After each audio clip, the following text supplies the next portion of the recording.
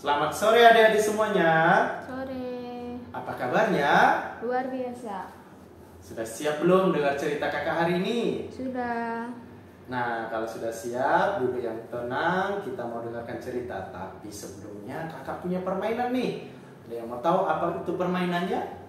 Nah, permainannya ini adalah kalian akan mengelompokkan hewan yang menguntungkan dan hewan yang merugikan. Berarti hewan yang menguntungkan itu hewan yang baik atau yang untuk kita ya, yang menguntungkan kita. Kalau hewan yang merugikan itu yang hewan yang tidak baik untuk kita. Sudah siap semuanya? Kakak akan sebutkan nanti beberapa nama hewan. Kalian sebutkan apakah itu masuk hewan menguntungkan atau merugikan. Oke, kakak mulai ya. Sapi. Menguntungkan. Iya, menguntungkan karena kita bisa dapat dagingnya dan susunya juga ya. Ayam. Menguntungkan. Menguntungkan. Kecoa. Merugikan. Merugikan karena dia adalah sumber penyakit dan juga hewan yang tidak menguntungkan untuk kita. Apalagi ya, kambing. Menguntungkan. Menguntungkan. Bebek. Menguntungkan. Kalau tikus. Merugikan. Kenapa ya kira-kira tikus merugikan? Ada yang tahu tidak? Karena suka curi makanan. Iya, tikus itu merugikan. Banyak sekali hal yang dirugikan terhadap kita. Tikus itu satu, dia adalah sumber penyakit. Yang kedua, tikus adalah hewan yang jorok, hewan yang kotor. Kemudian dia juga suka menggerogoti barang-barang yang ada di rumah kita. Baik itu pakaian kita, makanan kita bisa diserakin, atau meja-meja pun bisa digerogoti. Makanya kenapa tikus ini disebut hewan yang merugikan. Nah, kali ini kakak punya cerita mengenai tikus dengan 2 orang anak. Udah siap dengar semuanya? Siap. Oke, kalau sudah siap, kita dengarkan. Nah, dikisahkan ada 2 orang anak di dalam satu rumah kakak beradik bernama Tiko dan Tika. Ini adalah Tiko yang laki-laki, Tika yang perempuan. Nah, mereka ini adalah kakak beradik yang saling mengasihi, yang kompak, jarang sekali berkelahi adik-adik. Tetapi suatu hari di rumah mereka ada masalah. Kira-kira masalahnya apa ya? Kan mereka adalah keluarga yang baik-baik, mereka saudara yang kompak. Masalahnya apa kira-kira ya? Ternyata adik-adik penyebab masalahnya adalah nih, apa ini namanya? Tikus. Tikus. Ada yang takut sama tikus? Takut, Kakak Kak. sih takut dan jijik lihat tikus. Nah, ternyata gara-gara tikus ini adik-adik. Kenapa tikus ini? Ternyata tikus ini banyak sekali datang ke rumah mereka. Lalu mereka ini pun tidak kehilangan ide adik-adik. Mereka punya ide bagaimana supaya mengusir tikus-tikus itu dari rumah mereka. Mereka dengan kompak memikirkan bagaimana caranya. Lalu si Tiko mengajak Tika untuk mengusir tikus-tikus itu. Tika, ayo kita usir tikus-tikus itu. Ayo kita ambil sapu dan kita pukul mereka, kita usir mereka dari rumah kita. Iya Tiko, ayo kita usir katanya. Mereka pun mulai mengambil sapu dan mulai mengusir tikus-tikus itu. Pergi, hus. Nah, setelah mereka lakukan usaha yang pertama, tikus-tikus itu pun akhirnya kabur dari rumah mereka adik-adik. Dan mereka merasa lega dan senang. Yes, hari ini kita berhasil mengusir tikus-tikus itu dari rumah kita. Apakah cara yang pertama ini berhasil adik-adik? Ternyata hanya sementara adik-adik. Tikus-tikus itu datang kembali. Suaranya kemudian terdengar lagi. Cik. Wah, mereka mulai mendengar. Tika, suara apa itu? Sepertinya tikusnya datang lagi, Tiko. Iya, tikusnya datang lagi. Loh, kok makin banyak tikusnya? Ternyata tikusnya datang membawa teman lagi adik-adik. Jangan khawatir, kata Tika.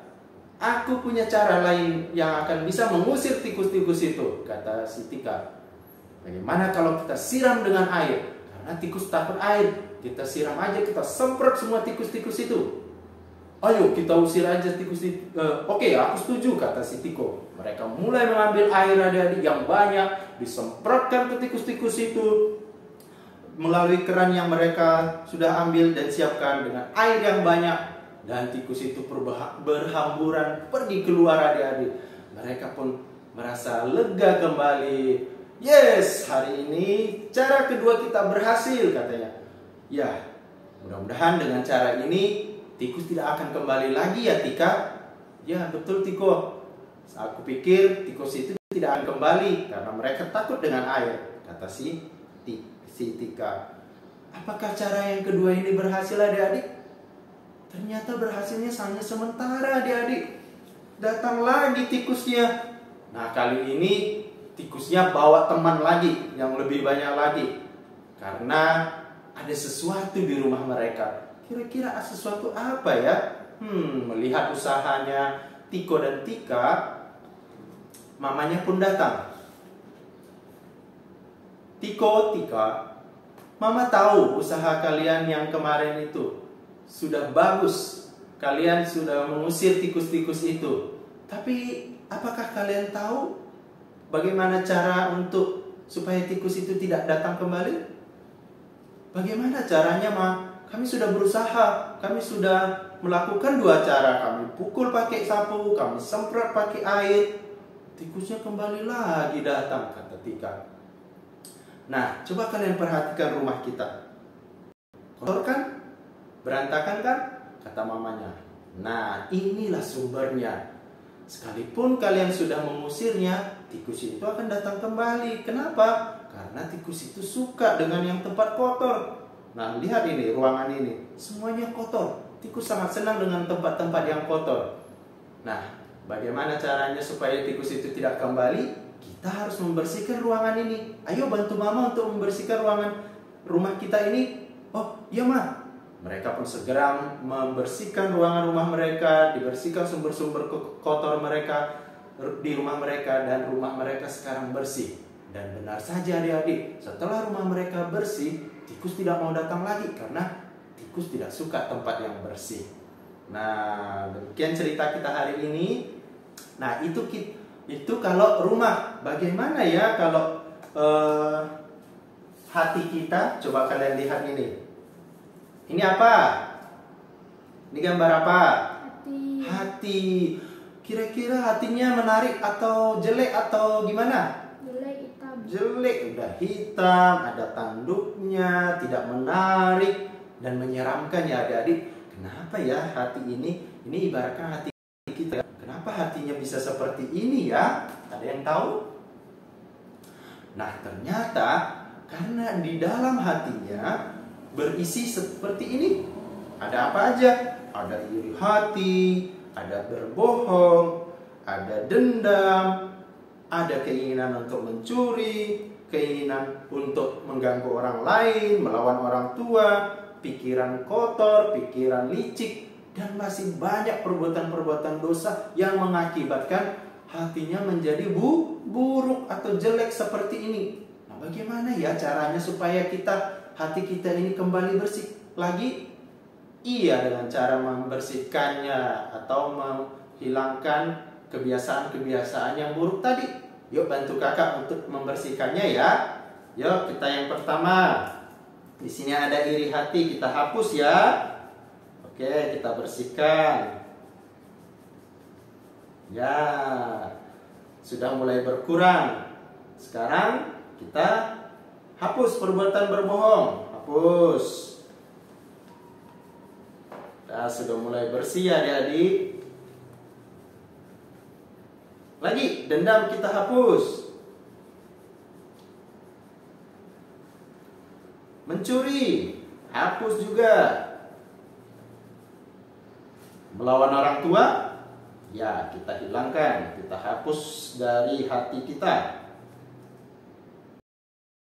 Mengganggu teman, kita hapus juga supaya tidak mencemari hati kita. Pikiran licik, tidak baik sehingga kita harus membuangnya.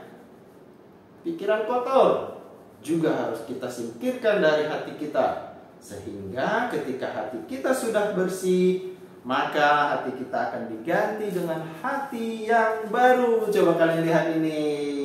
Hatinya bagus atau tidak? Bagus. Bagus. Sekarang kalau kakak mau bandingkan, kalian mau pilih yang mana? Yang ini hati yang jelek atau hati yang bagus? Yang merah? Yang merah. Yang merah tentunya.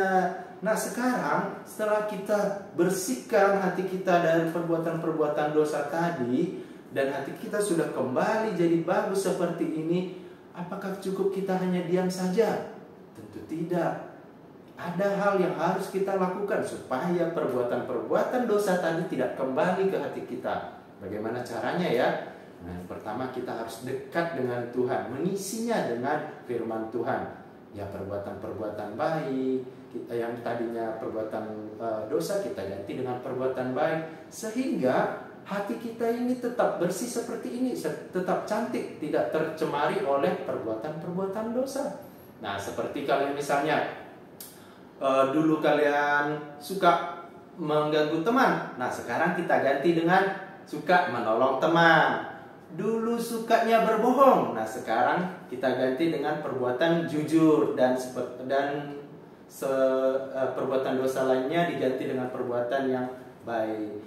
Tidak cukup sampai di situ, kita harus mengisinya dengan firman Tuhan. Apa kata firman Tuhan? Kita harus saling mengasihi dosa dan melakukan kebaikan. Nah, adik-adik, dari cerita ini kita belajar bahwa ketika kita sudah terlanjur atau hati kita pernah dikotori oleh perbuatan dosa, perbuatan yang tidak baik, maka kita masih bisa untuk membersihkannya dari hati kita. Nah, setelah kita bersihkan, kita ganti dengan perbuatan-perbuatan baik. Kita dekat dengan Tuhan, kita mulai rajin berdoa, kita mulai rajin baca firman, dan rajin datang ke rumah ceria supaya selalu diingatkan akan perbuatan-perbuatan baik, dan kita dekat dengan Tuhan sehingga hati kita tetap terjaga seperti hati yang ini, tetap bagus sampai selamanya. Nah, mulai sekarang yuk kita mau menjaga hati kita dan menghapus perbuatan-perbuatan yang jelek dari hati kita. Oke? Oke, sampai di sini cerita kita. Bye bye.